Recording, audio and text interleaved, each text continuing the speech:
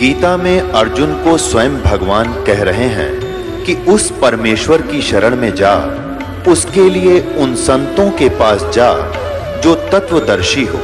इसी प्रकार हजरत मोहम्मद को उनका अल्लाह कह रहा है कि कोई और पूर्ण परमात्मा है, उसको पाने के लिए उन तत्वदर्शी संत की तलाश कर। वो प्रभु कौन है, ये जानने के लिए कृपया अवश्य सुनिए जगत गुरु तत्वदर्शी संत रामपाल जी महाराज के अमृत वचन।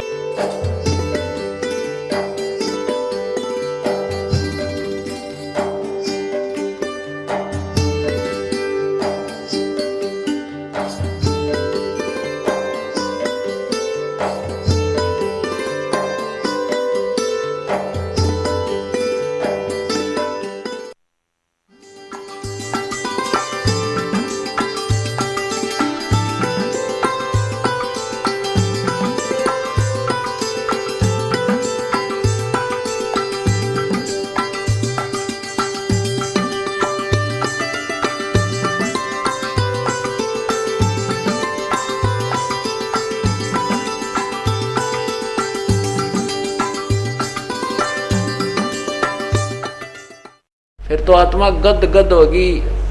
कहने लगे पहले तो कभी हाई बीपी हाई होता, कभी लो होता, कभी हाई कभी लो होता। ईब कहते हैं बिल्कुल समांतर हो गया, कोई हाई न लो।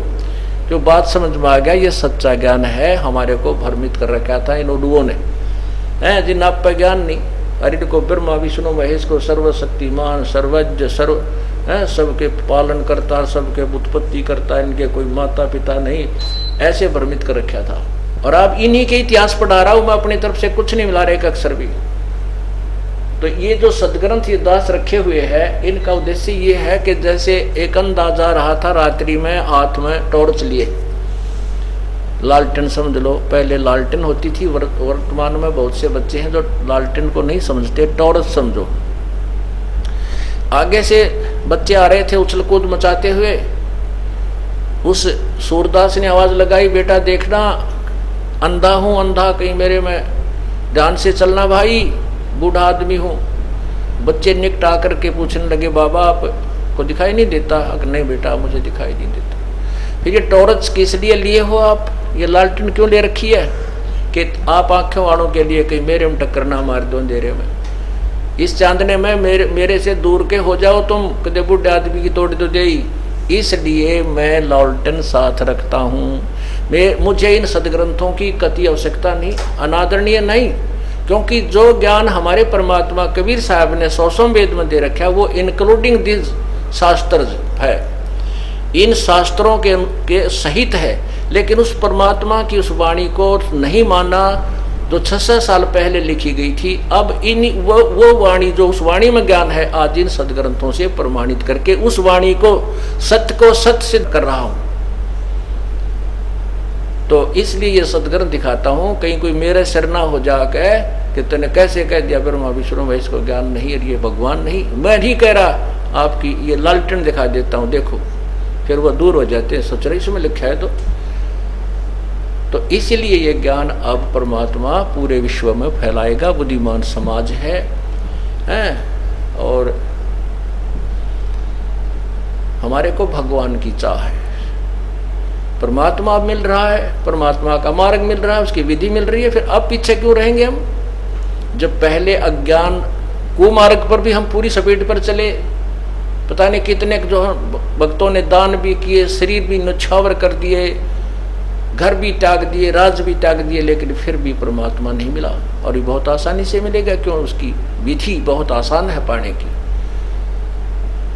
परमात्मा के पाने में कर्म योग ही माना गया है, कर्म संन्यास नहीं। अब कर्म योग ये नहीं होता कि शादी ना करावे वही शादी करा लेना, बाल बच्चे हो जाए उसी को कर्म योग कहते नहीं। हठ योग नहीं करता तो, चाहे शादी करा रखी है चाहे नहीं करवा रखी है, चाहे वो काम, जैसे यहाँ आश्रम में बच्चे रहते हैं और इन्होंने ये कुंवारे हैं और सारा धंधा करते हैं, रोटी भी बनाए हैं, सारा काम भी कर रहे हैं, झाड़ू भी लाओ और भजन भी कर रहे हैं, ये भी कर्म योगी है। हठ योगी कर्म सन्यासी वो होता जो घर छोड़कर कि तो हाथ पानी लाओ और सारा दिन समाधि लाओ और हठ योग करे, तो वो कितनी देर कर सके, फिर भी कर्म करने पड़ेंगे। उठ कर जागा, किधर रोटी मांग के लाओगा, किधर झोपड़ी बनाओगा, कपड़े धोएगा, सारे काम करने पड़ेंगे। तो कहने का भाव यह है कि सत साधना जिसके पास है तो वही पार होता है, उसका मोक्ष होता है। और गलत साधना करने से जीव का कल्याण नहीं हो सकता। अब आपको परमात्मा की वाणी सुनाते हैं। पार ब्रह्म को छाड़ कर ये पूजे आन अनीत, चेतन सेती ओलने जड़ सेती है प्रीत। एक तो परब्रह्म है, एक ब्रह्म है, एक परब्रह्म है, और एक पार ब्रह्म है। संतों की वाणी में जहां पर पार ब्रह्म लिखा है वो पूर्ण ब्रह्म की तरफ संकेत है, और ब्रह्म, परब्रह्म और पार ब्रह्म अर्थात पार का अर्थ सबसे पार वाला, सबसे आखिर वाला, सबसे परले पार वाला भगवान, उसको पार ब्रह्म, ब्रह्म माने प्रभु होता है। जैसे ईश कहो चाहे ब्रह्म कहो, ईश। लेकिन हम परब्रह्म और पार ब्रह्म क्यों कहना पड़ा? क्योंकि ब्रह्म ये भी भगवान है, और इससे ऊपर जो इससे बड़ी शक्ति परब्रह्म है, ज्यादा शक्ति रखता है और ज्यादा उसके लोक हैं, वो परब्रह्म है। और सबका जो मालिक है वो पूर्ण ब्रह्म है, वो पार ब्रह्म है, सबसे पार है। इसलिए डिफाइन करना पड़ा। जैसे ईश शब्द बहुत है, ईश, लेकिन ये भी ईश है 21 ब्रह्मांड का, इसलिए इससे श्रेष्ठ जो परमात्मा है वो ईश्वर परब्रह्म है। और परब्रह्म से भी, ईश्वर से भी जो परम श्रेष्ठ है वो परमेश्वर कहलाता, परम ईश्वर, इसलिए परमेश्वर कहते। तो यहाँ कहते हैं पार ब्रह्म को छाड़े करिए पूज आन अनीत, एक पूर्ण परमात्मा को त्याग करिए, अन्य पूजाएं जो करते हैं, अन्य देवताओं की या पत्थर आदि की पूजा करते हैं, ये गलत करते हैं। अब पुण्यात्माओं, जैसे भगवान विष्णु जी कह रहे हैं देवी भागवत के अंदर, कल शाम को जो आपको दास बता रहा था कि विष्णु पुराण में ऐसा लिखा है, वो विष्णु पुराण में नहीं था, ये देवी भागवत महापुराण में है। वो कल विष्णु पुराण नहीं था, ये इसमें लिखा हुआ है। तो अब जैसे आपने पढ़ा है, भगवान विष्णु जी कहते हैं कि मैं तो देवी की पूजा करता हूं, इससे आगे कोई भगवान, कोई देवता नहीं है, इससे ऊपर कोई शक्ति नहीं है। अब ये नहीं है कि देवी की पूजा से कोई लाभ नहीं है, देवी की पूजा से भी बहुत शक्ति आती है। देवी की पूजा करके ही भगवान विष्णु तीनों देवताओं में से एक शक्ति युक्त है, इससे बहुत सी सिद्धियां आ जाती हैं और शक्ति आ जाती है, लेकिन मोक्ष नहीं होता, मोक्ष नहीं है। तो यहाँ क्या बताते हैं कि पार ब्रह्म को छाड़े करिए पूज आन अनीत, चेतन सेती ओलने फिर जड़ सेती है प्रीत। अब आखिर में कहाँ ला करके छोड़ दिया इन अज्ञानी संतों ने? पत्थर की मूर्ति की पूजा के ऊपर हमें आधारित कर दिया। परमात्मा कबीर जी कहते हैं मूर्ति बुरी नहीं है, मूर्ति की पूजा करते हैं वो जीवन व्यर्थ कर रहे हैं। जैसे एक सेब फल होता है, आम का फल है, सेब का फल है। अब सेब के या आम के फल की मूर्ति बना ले, चाहे वो पत्थर की बना लीजिए और चाहे चित्र उसका पेपर पर, कागज पर बना लीजिए, वो मूर्ति है, वो सेब नहीं है, वो आम नहीं है, वो केवल चित्र है। और उसके चित्र के ऊपर आधारित रहने से ना सेब का गुण मिल सकता और ना आम का गुण मिल सकता। वो चित्र बुरा नहीं है, वो चित्र तो प्रेरणा देता है कि ये फल ऐसा स्वादिष्ट है, इसमें ये गुण है।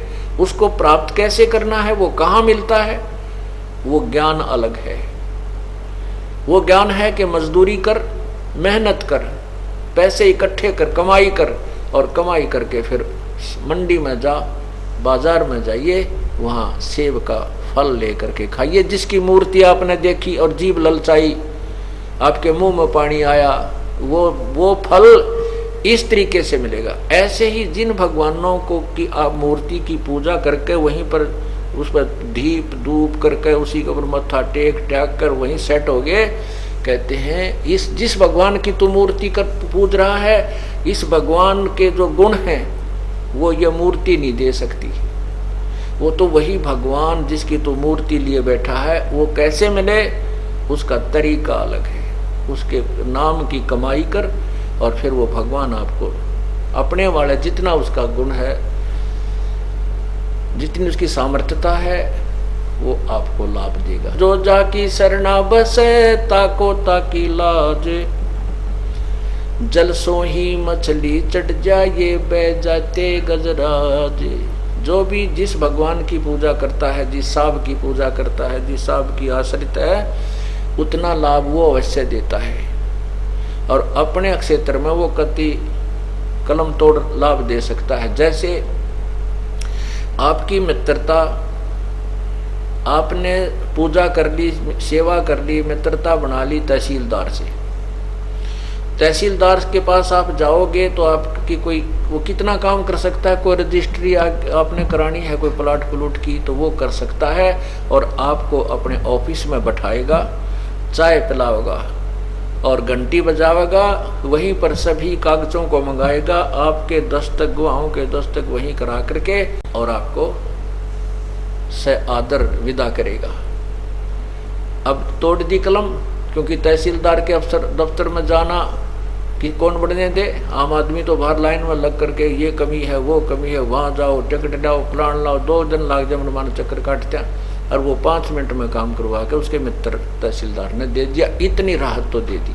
लेकिन उसके अतिरिक्त उसका किसी अन्य ऑफिस में काम पड़ेगा तो तहसीलदार यूजलेस, वो हेल्पलेस है, वो उसको आगे मदद नहीं कर सकता।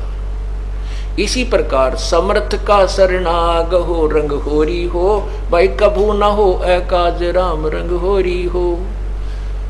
जिस भी देव की आप पूजा करते हो, जितने उसका सामर्थ्यता है उतना तो अपने सामर्थ्य के अनुसार वो आपको फल देगा, लेकिन उससे बाहर आपके ऊपर कोई क्रम की मार आएगी तो वो आपका बचाव नहीं कर सकता।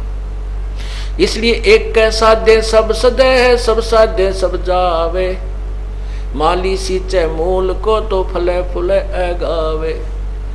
जैसे आपने गीता जी अध्याय नंबर 15 के श्लोक 1 से लेकर 4 में पढ़ा है कि उल्टा लटका हुआ संसार रूपी वृक्ष है, इसकी ऊपर को जड़ वो तो पूर्ण परमात्मा है और नीचे को तीनों गुण रूपी शाखा है, नीचे को तीनों गुण रूपी शाखा है। तीनों गुण कौन? रजगुण ब्रह्मा, सतगुण विष्णु, तम गुण शिव जी। और इसको जो संत तत्व से जानता है, सब सर्वांग सहित सभी पार्ट्स ऑफ द ट्री, उस संसार रूपी वृक्ष के जो सभी पार्ट के विषय में बता दे, स वेदविद, वो तत्वदर्शी संत है। तो इतना ही कहा है परमात्मा ने कि इसमें न तो किसी देव को छोटा बड़ा बताया है, लेकिन उनकी स्थिति से परिचित करा है। ये देखिएगा, ये उल्टा लटका हुआ संसार रूपी वृक्ष है। ये देखो, ये उल्टा लटका हुआ संसार रूपी वृक्ष है और इसका जो है ऊपर को जड़ है, ये ऊपर को जड़ है, ये तो पूर्ण परमात्मा है, पूर्ण ब्रह्म है। और यहाँ से खुराक चलती है, ये तनामा आती है, ये तना अक्षर पुरुष यानी परब्रह्म है और इसमें से कई डार निकलती हैं। जैसे इनमें से एक डार को लेते हैं, ये डार क्षर पुरुष अर्थात ब्रह्म है, ज्योति निरंजन काल है। इसके 3 पुत्र, 3 शाखाएं हैं संसार रूपी वृक्ष की, तो रजगुण ब्रह्मा, सतगुण विष्णु, तमगुण शिव जी, और ये पात रूप संसार। जो संत इस संसार रूपी वृक्ष के पूरे पार्ट्स को बता देता है, स वेदविद, परमात्मा ने अपने 100वें वेद में बताया है। देखिए, कबीर साहब ने कहा है, कबीर अक्षर पुरुष एक पेड़ है, निरंजन वा की डार और तीनों देवा शाखा है, ये पात रूप संसार। और यही गीता जी अध्याय नंबर 15 के श्लोक नंबर 1 से 4 तथा श्लोक नंबर 16 और 17 में प्रमाण है। अब हम क्या कर रहे हैं? हमने उस मूल परमात्मा की पूजा करनी चाहिए। जड़ की, जैसे हम कोई पौधा लाए आम का और उसको जमीन में जड़ की तरफ से लगाएंगे, जड़ जमीन में दबाएंगे, गाड़ेंगे और फिर उसकी पूजा, उसकी सिंचाई करेंगे, तो वो जड़ से, जो जड़ में पानी हम डालेंगे, सिंचाई जो जड़ की पूजा करेंगे, तो वहां से जड़ से आहार चलेगा। वो आहार तना में जाएगा, तना से डार में जाएगा, डार से शाखाओं में जाएगा और शाखा के बाद फिर पत्तों में जाएगा। परमात्मा ने बताया कि अक्षर पुरुष एक पेड़ है, क्योंकि जमीन से बाहर जो दृष्टिगोचर होता है उसी को हम वृक्ष मानते हैं। नीचे जो अव्यक्त है, जो जड़ दिखाई नहीं देती है, वहां से ये खुराक चलती है। इसलिए ऊपर के का बताया है अक्षर पुरुष यानी परब्रह्म तो एक पेड़ है और वो तना है, और ये निरंजन, ज्योति निरंजन, ये क्षर पुरुष उसकी डार है, और तीनों देवा रजगुण ब्रह्मा, सतगुण विष्णु, तम गुण शिव जी रूपी शाखा है, और फिर पात रूप संसार। अब हमने जैसे पौधा बोना है, बीजना है, तो उसको उसकी विधिवत कैसे बिजाई की जाती है? जड़ को जमीन में, गड्ढे में या गमले में लगाया जाता है, और फिर जड़ की पूजा करते हैं, उस मूल की पूजा करते हैं, वहां से खुराक चलती है, आहार चलता है, वो फिर आगे टहनियों और हिस्सों में सबको बांट दिया जाता है। अब देखो परमात्मा ने हमें कितना अच्छी तरह समझाया कि हम कैसे कर रहे हैं, हम गलत कर रहे हैं, हमने कैसे करना चाहिए था। हमने टहनियों की तरफ से उस पौधे को बीज रखा है, जबकि हमने उसको जड़ की तरफ से बीजना चाहिए था। इसलिए इस साधना के करने वालों को मूर्ख लिखा है गीता जी अध्याय नंबर 7 के श्लोक 12 से 15 में। कई भी नहीं मानते वो, फिर कहते देखिएगा। अब कहते हैं जिन जो ब्रह्मा विष्णु महेश की पूजा, देवताओं की पूजा करते हैं, उनकी साधना ऐसी जानो। अब पूरा देखो ये, अब ये देखिएगा, ये है एक समझो पौधा है, हम कैसे बीज रहे हैं इस पौधे को? हमने शास्त्र विधि छोड़कर अपनी मनमानी पूजा की तरफ से पौधे को बीज रखा है। टहनी तो गाड़ रखी है गड्ढे में, गमले में, और ऊपर न जड़ कर दी, और टहनियों में पानी डाल रहे हैं, ये टहनी भी गल जाती हैं और पौधा भी सूख जाता है। हमारा भक्ति रूपी पौधा सूख चुका है, क्योंकि हम शास्त्र विधि त्याग कर मनमानी पूजा करें। और कुछ नहीं छोड़ना, ना ब्रह्मा विष्णु महेश के बारे में कोई गलत बताते हैं परमात्मा, ना ये दास बताता है। केवल इस पौधे को, भक्ति रूपी पौधे को ऐसे बीजने की प्रार्थना करते हैं। ये देखिएगा, ये पौधा है, ये जड़ है, ये देखिएगा, ये पौधा जड़ जमीन में लगा रखी है, इसकी पूजा की जाए, सिंचाई की जाए, तो यहाँ से खुराक चलेगी, यहाँ चलेगी, ब्रह्मा विष्णु महेश तीनों शाखा में जाएगी। हम तो यहाँ पर हैं, तो इन ब्रह्मा विष्णु महेश से ही हमें मिलेगी, क्योंकि ये इस संसार रूपी वृक्ष के अंग हैं, और वो इम्पोर्टेंट अंग हैं कि हमें इन्हीं से लाभ होगा। इसलिए इनको तोड़ देना या काट कर अलग कर देने के लिए सलाह नहीं दी जा सकती। अर्थात हम ब्रह्मा विष्णु महेश से अलग करने के लिए आपको कभी नहीं कहते, लेकिन आपने जो साधना गलत कर रखी है वही बताते हैं। अब हम इस परमात्मा की पूजा करेंगे तो यही से खुराक हमारा कर्म बनेगा, और हमारा जो कर्म होगा वो ब्रह्मा विष्णु महेश ही हमें देंगे, और कोई हमें नहीं दे सकता। और ब्रह्मा विष्णु महेश हमारा केवल वर्क डन ही देंगे, उसमें कम और ज्यादा, न्यून अधिक नहीं कर सकते, इनके पास कोई पावर नहीं है। अब देखिएगा, परमात्मा कहते हैं एक कैसा दे सब सदे, एक कैसा दे सब सदे, सब साधे सब जावे। सब साधे, ये हम सब साधन लगे हैं, माता भी, मसाणी भी, भूत भी, पितर भी, गुड़गम वाली भी, फलाने वाली भी, गंगा जी वाली भी, फलाने, सब साधन लगे और सब गई, कोई काम नहीं आई। सब साधे सब जावे, माली सिंचे मूल को हो, फले फूले ए गाए। यही प्रमाण गीता जी के अध्याय नंबर 3 10 से 15 में स्पष्ट किया है। देखिएगा, आपको कितना निर्णायक ज्ञान अपने सदग्रंथों का बताते हैं। ये देखिएगा, ये है श्रीमद् भगवत गीता, और इसके अध्याय नंबर 3 के अध्याय नंबर 3 और ये श्लोक नंबर 10 से आपको सुनाना शुरू करते हैं। ये 10 है कि प्रजापति ब्रह्मा ने कल्प के आदि में यज्ञ सहित प्रजाओं को रचकर उनसे कहा, तुम लोग इस यज्ञ के द्वारा वृद्धि को प्राप्त हो जाओ हो। यह यज्ञ तुम लोगों को इच्छित भोग प्रदान करने वाला हो। इस यज्ञ के द्वारा देवताओं को उन्नत करो। ओए होए, इस यज्ञ के द्वारा देवताओं को उन्नत करो और वो देवता तुम लोगों को उन्नत करें। इस प्रकार निस्वार्थ भाव से एक दूसरे को उन्नत करते हुए तुम लोग परम कल्याण को प्राप्त हो जाओगे। अब क्या बताते हैं आगे देखना। 12 श्लोक में लिखा है कि यज्ञ के द्वारा बढ़ाए हुए देवता तुम लोगों को बिना मांगे ही इच्छित भोग निश्चय ही देते रहेंगे। उन देवताओं के दिए हुए भोगों को जो पुरुष उनको बिना दिए स्वयं ही भोगता है वह तो चोर है। अब ये क्या बताया है इस पवित्र गीता जी के अध्याय नंबर 10 से लेकर के और 12 में 11-12 में आपको बताते हैं और इसको प्रमाण से समझाते हैं। इसमें कहा है कि तुम यज्ञ के द्वारा, यज्ञ माने पूजा, धार्मिक अनुष्ठान को यज्ञ कहते हैं, देवताओं को उन्नत करो। ओए होए। और अब आगे थोड़ा सा और पढ़ लेते, 15 तक जाकर पढ़ के फिर समझ में अच्छी तरह आ जाएगा। अब 13 में देखिएगा, अध्याय नंबर 13, इसका अनुवाद देखिए। यज्ञ से बचे हुए अन्न को खाने वाले श्रेष्ठ पुरुष सब पापों से मुक्त हो जाते हैं, और जो पापी लोग अपना शरीर पोषण करने के लिए ही अन्न पकाते हैं वे तो पाप को ही खाते हैं।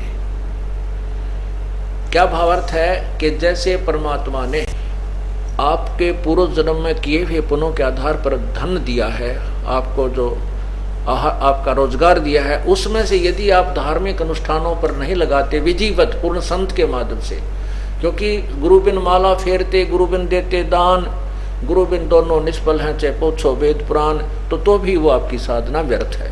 तो यहाँ पर शास्त्र अनुकूल साधना करने के लिए निर्देश और वो बताए जा रहे। तो जो उस धन में से परमात्मा के नाम पर पूजा अर्थात पूर्ण परमात्मा की साधना नहीं करते, उसके पूर्ण गुरु बना करके साधना नहीं करते, यज्ञ नहीं करते, तो वो अपना जीवन व्यर्थ कर रहे हैं। कहते हैं इस धार्मिक अनुष्ठान के द्वारा, क्योंकि मूल की सिंचाई करने से, पूर्ण परमात्मा की भक्ति करने से जो हम यज्ञ साधनाएं करते हैं उनसे ये देवता उन्नत होते हैं। ये तीनों देवता रूपी शाखा टहनियाँ ये प्रफुल्लित होती हैं और उन्नत हुए देवता फिर तुम्हें उन्नत करते हैं। उन टहनियाँ का फल लगते हैं, उन फलों से फिर आपका गुजारा होता है। अब जैसे हम ये मूल की पूजा करते हैं तो इससे ये तीनों देवता रजगुण ब्रह्मा, सतगुण विष्णु और तमगुण शिवजी रूपी, ये ब्रह्मा विष्णु शिव रूपी ये देवता उन्नत हुए। यानी ये टहनी बड़ी, पौधा बड़ा हो गया, टहनियाँ मैच्योर हुई और फिर इन टहनियों ब्रह्मा विष्णु महेश रूपी टहनियाँ का फल लगे। इन देवताओं ने फिर हमें उन्नत किया, क्योंकि किए हुए कर्म का फल ये ही देते हैं। लेकिन हमने पूजा विधिवत शास्त्र अनुकूल करनी है, वो मूल जड़ की पूजा करनी है। जड़ पूर्ण परमात्मा की पूजा करने से हमारे कर्म संस्कार बनते हैं। उन कर्मों का फल ये ब्रह्मा विष्णु महेश के ही टहनियों के लगता है, अर्थात ये ही हमें देते हैं। यदि हम पूर्ण परमात्मा की पूजा नहीं करेंगे तो हमारे शुभ कर्म नहीं बनेंगे, शास्त्र अनुकूल साधना नहीं हुई तो ब्रह्मा विष्णु महेश हमें कुछ नहीं देंगे। ये स्वयं अर्थात ये टहनी उन्नत नहीं होंगी, ये देवता उन्नत नहीं होंगे, अर्थात ये टहनी सूख जाएंगे। फिर देखना, और कहते हैं जो किए अपने पुण्य में से और जो यज्ञ से बचे हुए शेष अन्न को खाते हैं वो सब पापों से मुक्त हो जाते हैं। हम आपको जैसे ये अनुष्ठान शुरू हुआ परमात्मा का 3 दिन का पूर्णिमा पर्व, सबसे पहले परमात्मा का प्रसाद बनाया जाता है। हलवा कढ़ा और रोटी सब्जी जो भी बनती है परमात्मा के निमित्त अलग से रखा जाता है, उसको भोग लगता है। उसके बाद फिर शेष जो बच जाता है भंडार में उसको हम सब खाते हैं। तो ये एक शास्त्र अनुकूल साधना यहाँ की जाती है। इससे हमारी जो हम पापों से मुक्त हो जाते हैं। हम ऐसी साधना करने से उन पापों से बच जाते हैं जो हम परमात्मा की विधि साधना ना करने से पापी कहलाते हैं। जैसे भी लिखा है वो तो पापी अपने पाप को ही खाते हैं जो शास्त्र अनुकूल साधना नहीं करते। अर्थात जो अनुष्ठान किए जाते हैं और ये यज्ञ से बचे हुए शेष अन्न को, क्योंकि पहले भगवान को भोग लगा, बाकी जो भंडार में या यहाँ जो हलवा कढ़ा या सब्जी रोटी बची ये उसके बच्चे खाएंगे। पहले पिताजी ने भोग लगा दिया, उसके बाद बच्चे खाते हैं। तो कहते हैं ये संकेत है कि यज्ञ से बचे हुए अन्न को, ये देखो गीता जी अध्याय नंबर 3 के ये श्लोक नंबर ये 14 ये 13 में कहा कि यज्ञ से बचे हुए अन्न को खाने वाले श्रेष्ठ पुरुष सब पापों से मुक्त हो जाते हैं। जो पापी लोग अपना शरीर पोषण के लिए ही अन्न पकाते हैं वे तो पाप को ही खाते हैं। जो धार्मिक अनुष्ठान विधिवत शास्त्र अनुकूल नहीं करते वो तो पापी आत्मा है। अपना पेट भरने के लिए ही गुटी लाई, दड़ी पक्का खाया और सारी रात फुंकाड़े मारे, सुबह उठते फिर धंधे में जुट गए। कहते हैं वो तो पापी लोग अपना पाप ही खाते हैं। आगे देखना 14-15 जो श्लोक है 3 अध्याय का, इसमें बहुत जबरदस्त निर्णय है। इसमें यह भी स्पष्ट किया है कि पूर्ण परमात्मा से ब्रह्म की उत्पत्ति हुई, ज्योति निरंजन का जन्म हुआ और फिर ज्योति निरंजन ब्रह्म ने हमारे कर्म लगाए, क्योंकि यहाँ हमने करके खाना पड़ा, अपना किया कर्म भोगना पड़ता। सतलोक में ऐसा नहीं है, वहाँ कोई कर्म नहीं है, वहाँ परमात्मा के भरे भंडार हैं, वहाँ कोई कमी नहीं किसी वस्तु की। तो यहाँ आए तो हम कर्मों के बंधन में बंधे, वो प्रमाण दिया है 30 गीता जी अध्याय नंबर 3 के श्लोक 14 और 15 में। देखना ये 14 और 15 यह लिखा है, संपूर्ण प्राणी अन्न से उत्पन्न होते हैं। अन्न की उत्पत्ति वृष्टि यानी वर्षा से होती है, वर्षा यज्ञ से होती है, वर्षा यज्ञ से होती है। आप देख रहे हो पुण्यात्माओं, जब से परमात्मा की कृपा हुई है, सतलोक आश्रम बरवाला में ये अनुष्ठान धार्मिक अनुष्ठान प्रारंभ हुए हैं, उसी दिन से परमात्मा वर्षा कर रहे हैं। और मई और जून जो तपया करते थे उसमें भी परमात्मा ने झड़ी ला रखी थी। और उससे पहले आप देखते हो कि जमीन में ट्यूबवेलों के पानी भी सूख गए थे, इतना पानी चला गया था नीचे। और अब धार्मिक अनुष्ठान फिर पुनः प्रारंभ हुए हैं परमात्मा की। वही प्रमाण गीता जी दे रही है कि सभी प्राणी अन्न से उत्पन्न होते हैं, अन्न वर्षा से होता है और वर्षा यज्ञ अनुष्ठानों से होती है, यज्ञ से होती है। यहाँ 5 यज्ञ चलती हैं। एक यज्ञ धर्म की, यहाँ भरे भंडारे, दिन रात कोई किसी समय आओ आते भोजन तैयार मिलेगा, सदा व्रत है उस परम पिता कबीर परमेश्वर की तरफ से। ये मत समझना कि कोई दान करके भंडारा चला सकता है, नहीं। परमात्मा अपने सतलोक से आपके पास भेजता है अपना, तो आपको धन देता है, आपको धनवान बनाता है और आपके 100 प्रकार के कष्टों का निवारण करता है और फिर आप में प्रेरणा करके दान करवाता है ताकि ये बच्चा कुछ पुण्य प्राप्त कर सके। नहीं तो ये काल भगवान धर्म पर नहीं लगाने दे सकता। कोई बीमारी में कि तो मुकदमे में कि तो कोई ले गया, वो दे को नहीं, फिर खेचा तानी, रात न नींद आवा नहीं, ऐसी बयान माटी रखी हमारी। ये तो कबीर परमेश्वर की रजा से ही ये सब दान पुण्य करवाया हो रहा है। तो यहाँ एक यज्ञ है धर्म की, ये धर्म भंडारा दिन रात चलता है। और दूसरी यज्ञ है ध्यान। सतलोक आश्रम में आने के बाद केवल परमात्मा की चर्चा ही चलती है, उसी का ध्यान, उसी की चिंतन बना रहता है। और तीसरी यज्ञ हवन की, यहाँ पर दिन रात अखंड ज्योतें चलती हैं परमात्मा की। और जिस दिन ये 3 दिन समागम चलता है तो इसमें प्रत्येक भक्त की जिसका भी वो पाठ होता है अखंड, एक ज्योति अलग से चलाई जाती है। जैसे 100 पाठ हैं तो 100 ज्योत चलेंगी, 200 पाठ हैं तो 200 ज्योतों का चलती है। एक ज्योति में 3 दिन लगभग 1 किलो घी हवन हो जाता है। अब आप देख लो, जहाँ 100 पाठ हैं 200 पाठ हैं तो कितना क्या किलो घी यहाँ पर हवन हो जाता है। तो ये हवन यज्ञ भी चलता है। तीसरी यज्ञ हवन की, चौथी यज्ञ प्रणाम फिर यहाँ परमात्मा को हम प्रणाम करते हैं, ये भी एक यज्ञ के तुल्य है। और पांचवी यज्ञ ये तत्व ज्ञान का प्रचार, पांचवी यज्ञ ज्ञान की है, ये भी पांचों यज्ञ यहाँ चल रही होती है। इसलिए परमात्मा यहाँ वाणी में कह रहा है, देखिएगा गीता जी अध्याय नंबर 3 के और श्लोक नंबर 14 और 15 में स्टार्ट है 14 का। संपूर्ण प्राणी प्रसन्न अन्न से उत्पन्न होते हैं, अन्न की उत्पत्ति वृष्टि से होती है, वृष्टि यज्ञ से, वर्षा यज्ञ से होती है। और देखना यज्ञ विहित कर्मों से उत्पन्न होने वाले हैं, यानी विहित माने शास्त्र अनुकूल साधनों से, जो शास्त्र अनुकूल विधि से शास्त्र अनुकूल साधना जो की जाती है वही कर्म काउंटिंग में होते हैं, अन्यथा नहीं। वही धार्मिक कर्म सही माने जाते हैं जो शास्त्र अनुकूल, यानी विहित, विहित माने शास्त्र अनुकूल जो कर्म होते हैं वही मान्य होते हैं। ये देखना यज्ञ कर्म सम उद्भव विहित कर्मों से उत्पन्न होने वाला है। और कर्म समुदाय को, यहाँ देखो इन्होंने कितनी गलती कर रखी है, ब्रह्मो उद्भवम, वेद से उत्पन्न लिख दिया, कर्मों को नो कहें वेद से उत्पन्न, नहीं, ये ब्रह्म है। और ब्रह्म से उद्भवम यानी ये कर्म जो हमने यहाँ करने पड़े ये काल से उत्पन्न हुए, इस काल के लोक में आए, ब्रह्म के लोक में आए तो हमने कर्म करने पड़े, नहीं तो अपने सतलोक में हम बिना किए भगवान दिया करता था। अब ये देखो इन्होंने ब्रह्म का अर्थ वेद कर दिया है, तेरा गजब। वेद माने यहाँ लिखना था ब्रह्म, ये ज्योति निरंजन किसे, अक्षरम उद्भवम अविनाशी परमात्मा से उत्पन्न हुआ जान। ओए है ब्रह्म, ये जो ब्रह्म है ये ब्रह्म यानी ज्योति निरंजन को आप अक्षर माने अविनाशी परमात्मा।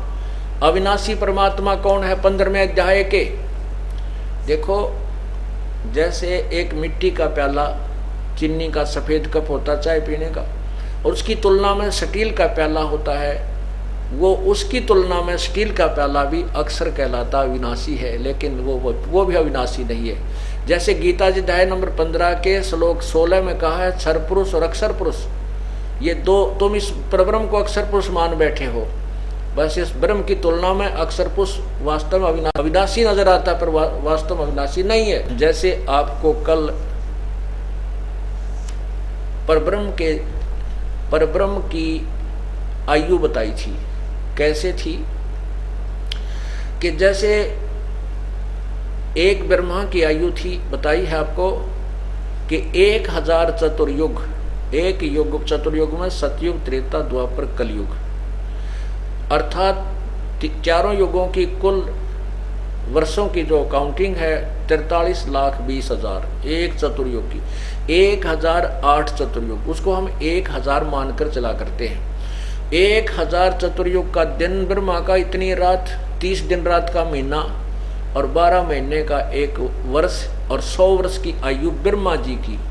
और ब्रह्मा से 7 गुणी विष्णु की, विष्णु जी से 7 गुणी श्री शिव जी की, और ऐसे ऐसे 70,000 शिव जी मर जाते हैं तब एक ब्रह्म की मृत्यु होती है, और वो परब्रह्म का एक युग होता है। परब्रह्म का एक युग उस जिसको अक्षर पुरुष कहा है गीता जी के अध्याय नंबर 15 के श्लोक 16 में, उस अक्षर पुरुष यानी परब्रह्म का एक युग हो गया। ऐसे 1000 युग की परब्रह्म की रात, इतना ही दिन, 30 दिन रात का महीना, 12 महीने का वर्ष, और 100 वर्ष की परब्रह्म की आयु, और फिर भी मृत्यु। इसलिए ये अविनाशी तो नजर आवे है, लेकिन अविनाशी वास्तव नहीं। इसलिए 15वें अध्याय के 17वें श्लोक में कहा है कि परमात्मा उत्तम पुरुषत्व अन्य, इन दोनों से कोई और ही है, वो श्रेष्ठ भगवान, उसी को परमात्मा कहा जाता है। और वही तीनों लोकों में प्रवेश करके सबका धारण पोषण करता, वही अविनाशी प्रभु है। तो यहाँ उस अक्षर यानी अविनाशी, अक्षर का अर्थ अविनाशी होता है, तो यहाँ उस अक्षर की तरफ संकेत है, ना कि यहाँ पर ब्रह्म की तरफ, क्योंकि ये कोड वर्ड और PhD इसी को कहते हैं कि अब सियाने हो जाओगे तो वैसे समझने लग जाओगे। इसलिए यहाँ गीता जी में कोड वर्ड ज्यादा है, क्योंकि चारों वेदों का सारांश है ये।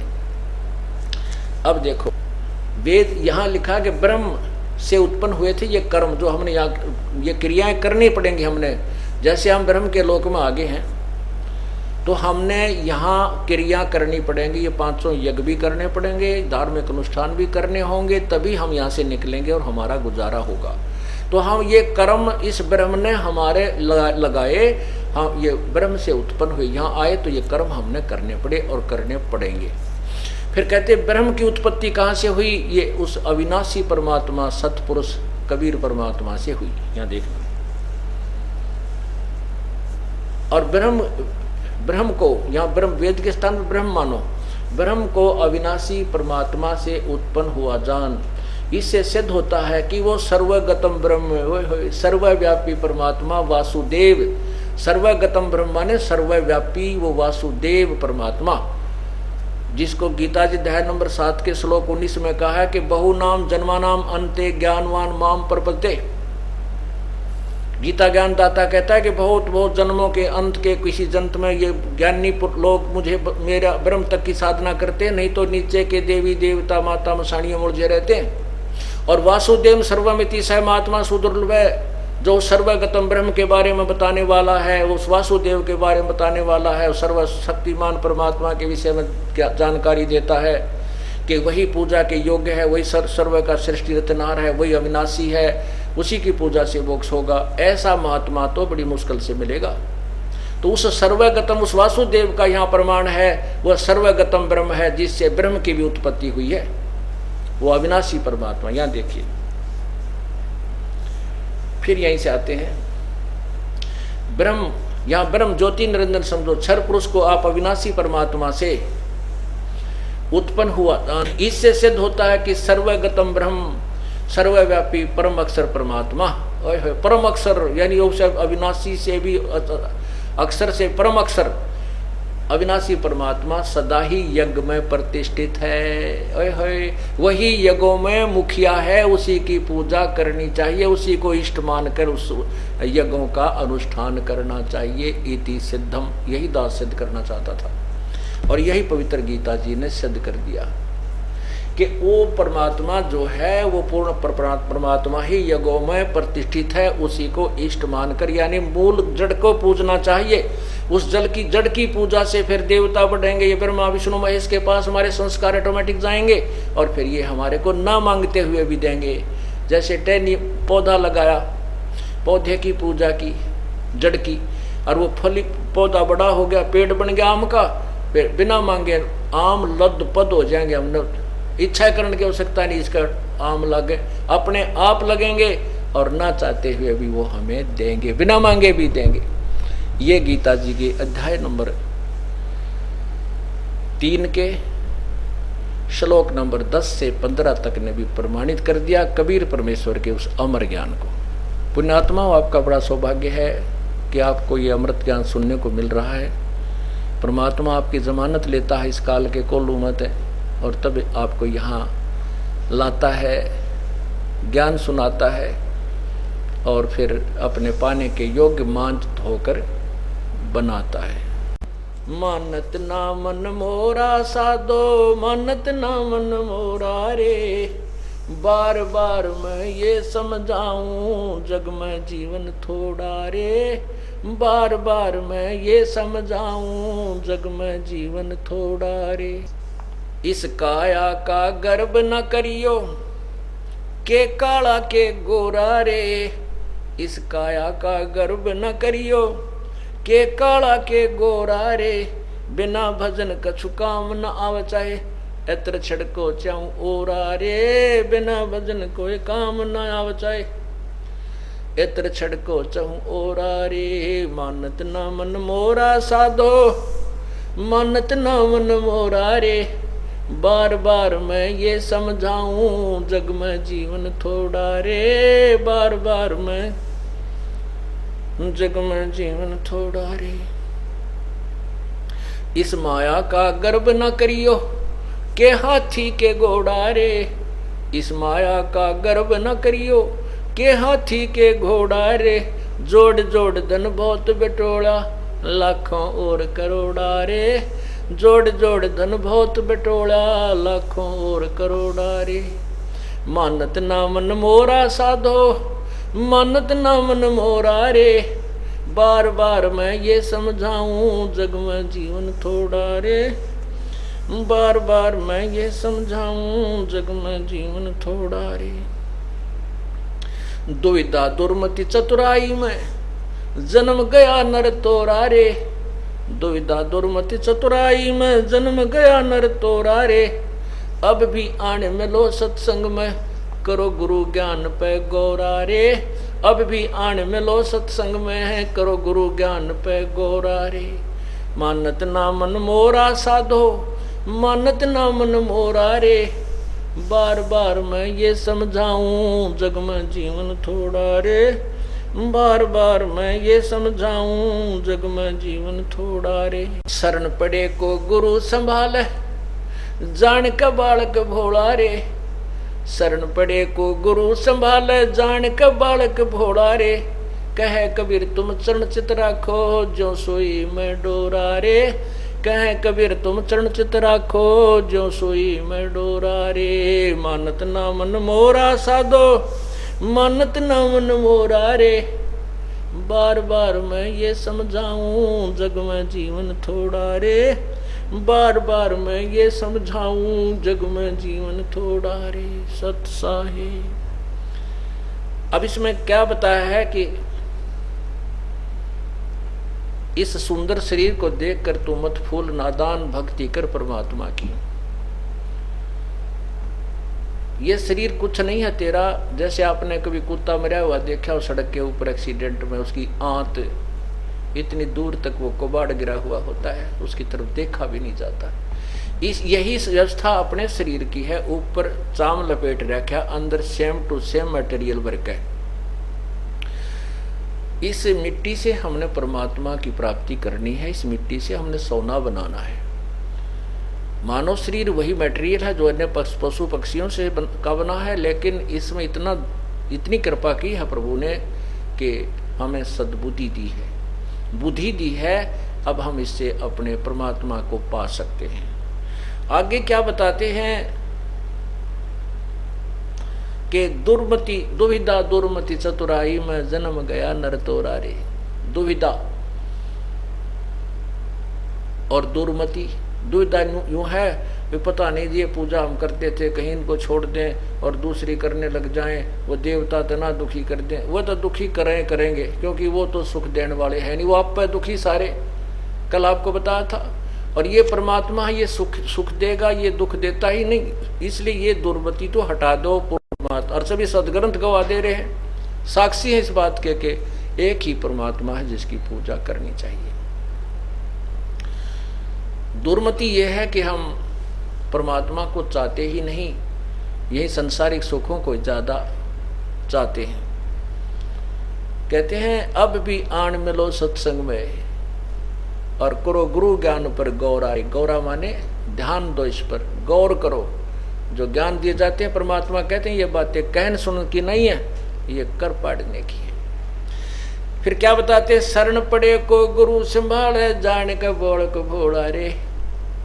जैसे छोटा सा बालक होता, जैसे आपने सत्संग में यानी ज्ञान सुनने से पहले अज्ञानता में जो गलतियां होगी उनको प्रभु माफ कर देगा। बड़ा दयालु है कबीर परमेश्वर। वो ऐसे मानता है परमात्मा जैसे छोटा सा बच्चा 8-7 महीने का और 2-4 महीने का जो अपना चारपाई यानी झूले पर लटका रहता है, पालने में सोता रहता है, और फिर वो टट्टी पेशाब कर देता है। टट्टी पेशाब करके फिर अपने सारे कपड़े हाथ पा मार के उसको गीले लगते हैं, सर्दियों में ठंड लगती है, फिर वो रोने लगता है, भूखा भी हो जाता है। तब माँ आती है और वो समझ जाती है बच्चा क्यों रोया, भूखा हो गया होगा। जाके उठाती है तो उसने टट्टी और पेशाब करके सारे कपड़े भी खराब कर रखे होते हैं। तो माता जी को कोई क्रोध नहीं आता, गुस्सा नहीं करती। माँ को पता है कि इस बालक को ज्ञान नहीं, अनजान बच्चा है। तो उस बच्चे को, बेटा या बेटी को उठाती है और उसके सारे मल को साफ करती है, कपड़े धो के सुखा देती है, दूसरे कपड़े पहनाती है, फिर प्यार करती है, सीने से लगाती है, चूमती है, दूध पिलाती है और लाड करती है। ऐसे ही कहते हैं शरण पड़े को गुरु संभाले जान का बालक भोला रे। जैसे आपने पहले जो गलतियां कर दी वो तो आपने उस बालक की तरह कर दी और करके उन गलतियों के कर्म दंडों में फंस गए। अब रोने लग गए बुरी तरह, हाय मर गए हमारे नो क्यों हो गया, ऐसा क्यों हो गया। तो कहते हैं फिर वो परमात्मा यानी गुरु संत उस परमात्मा का दास जो भेजा हुआ है आपको, वो फिर सत्संग रूपी ज्ञान से मांझ धो करके सीने से लगा लेता है, आपको परमात्मा के मिलने योग्य बना देता है, आपकी भक्ति करवाता है। आपका कितना कर्तव्य है कि कहे कबीर तुम चरण चित्त रखो जो सुई में डोरा रे। जैसे सुई में धागा डाल दिया जाता है वो उससे दूर नहीं हो सकता, साथ ही लटकता रहता है। तो आपने अपने गुरुदेव के चरणों में इतनी दृढ़ता से विश्वास दृढ़ करना पड़ेगा कि डगमग नहीं होना। फिर देखना परमात्मा की कमाल। सत साहिब।